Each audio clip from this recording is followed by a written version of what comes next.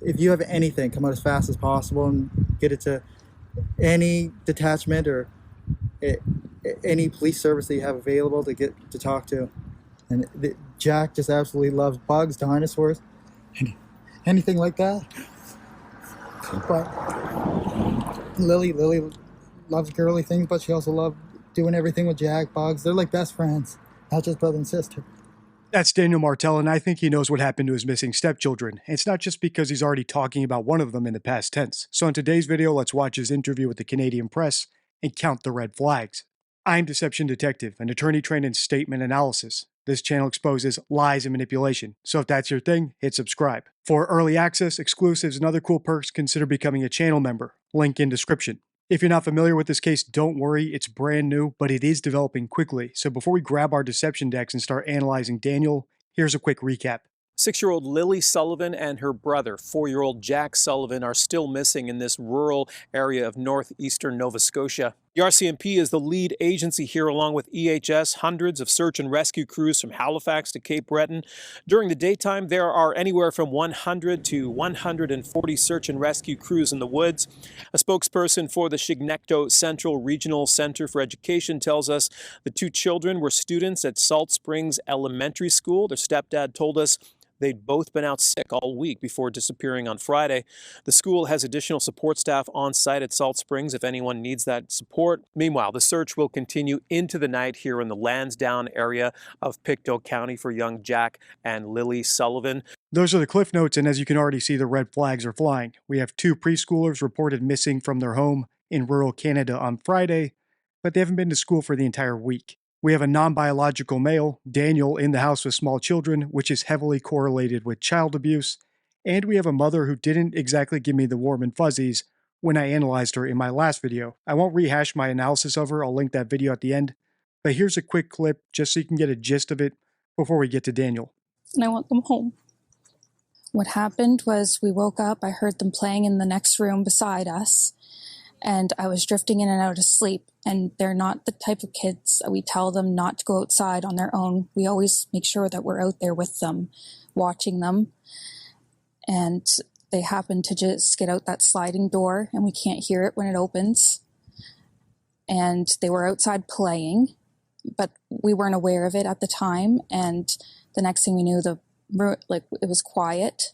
And we get up, and I tell him, my partner, Daniel, I tell him, do you hear the kids? And he says, no. And we get up instantly. We're looking outside. We're looking everywhere, yelling for them. And I instantly just call 911. I just had the instinct I needed to call. I can see why so many of my subscribers commented for me to analyze this case, because we're about to have a royal flush of deception deck cards here. But beyond the red flags in the deception deck, I don't like some of the other things she's doing here. For instance, she's setting up her and her boyfriend's alibi by telling us that they must have been sleeping at the time. But if she was sleeping, how could she possibly know that he was also sleeping? Couldn't he have been awake and done something to them while she was passed out? She never seems to consider that as an option at all.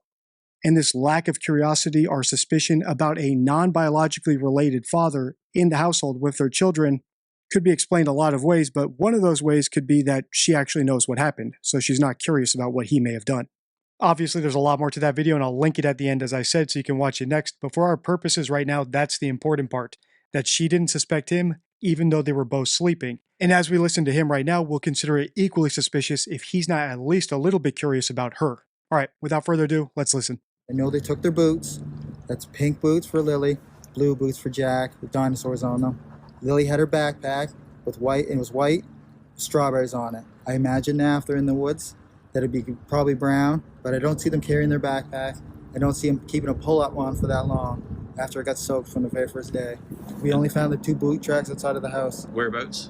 Right beside the house, probably 10 feet away from the backyard. In the backyard, okay. Nothing new, other than the helicopters are still in the air. And they had dogs. They took around the dogs today, and as of last night, they had 8 more drones going up, and then Fred. I urge the public to come out if you have anything, come out as fast as possible and get it to any detachment or any police service that you have available to get to talk to. We've analyzed dozens of interviews of parents of missing children, And over the course of making those videos, I've recognized that innocent parents tend to do 7 things when they have the opportunity to get on TV or talk to an audience. I call it my missing child presser interview checklist, and I haven't had to update it ever since I made it almost 2 years ago. And that's because it's based on human nature, not the latest best practices in policing or advocacy groups for parents of missing children. For instance, parents of missing children, if they're innocent, if they actually have no idea what happened to their kid, talk about their kid in the present tense. And that's because it's very hard to accept the death of a loved one unless you have proof of it. Secondly, we can expect them to be cooperative. So if the police or the media are asking them questions, they answer fully and candidly, whereas guilty parents typically choose their words more carefully and they're usually more vague and reticent. Third, innocent parents are inconclusive about what happened if there's no evidence to suggest one scenario over another. In this case, if they actually found 2 boot tracks showing the kids walked into the woods, there's no way to say for sure that they must have been kidnapped or that an animal dragged them off or any other scenario. They should be considering all possibilities. And that brings me to the 4th item on the checklist. If all possibilities are open, a kidnapping is also open. So typically, innocent parents look into camera and beg any kidnappers or anyone who might have their kid to please return them. Similarly, if the kid is old enough to watch TV themselves or Google themselves on a computer, they might look into camera and address the kid directly as well.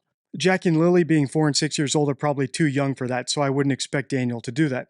Finally, we can expect innocent parents of missing children to directly ask the audience watching on TV for help because that's the only point of doing the interview, to get help, to get information out there. If they do anything other than that, like try to push a narrative or try to construct their own alibi, we need to be suspect about that. And finally, there's a call to action, whether it's call 911 or some special tip line number that they've set up with the FBI, or in this case, whatever the Canadian equivalent is. And based on this short clip of him, he's already doing better than the kid's biological mother. He's asked for help, he's inconclusive about what happened, even though he seems to have some reason to heavily suspect that they are in the woods. That said, he's not out of the woods yet, because he hasn't addressed any potential kidnappers, and as I showed in the intro, he spoke about one of the kids in the past tense. That's coming up along with some other red flags, so let's keep listening. I urge the public to come out if you have anything, come out as fast as possible and get it to any detachment or any police service that you have available to get to talk to. And Jack just absolutely loves bugs, dinosaurs, anything like that. But Lily loves girly things, but she also loves doing everything with Jack, bugs. They're like best friends, not just brother and sister. Lily loved. That's past tense about a kid who's only been missing for 4 days at the time of this interview. And this is such a reliable indicator of guilty knowledge that it's actually taught to police, and it's a card in the deception deck.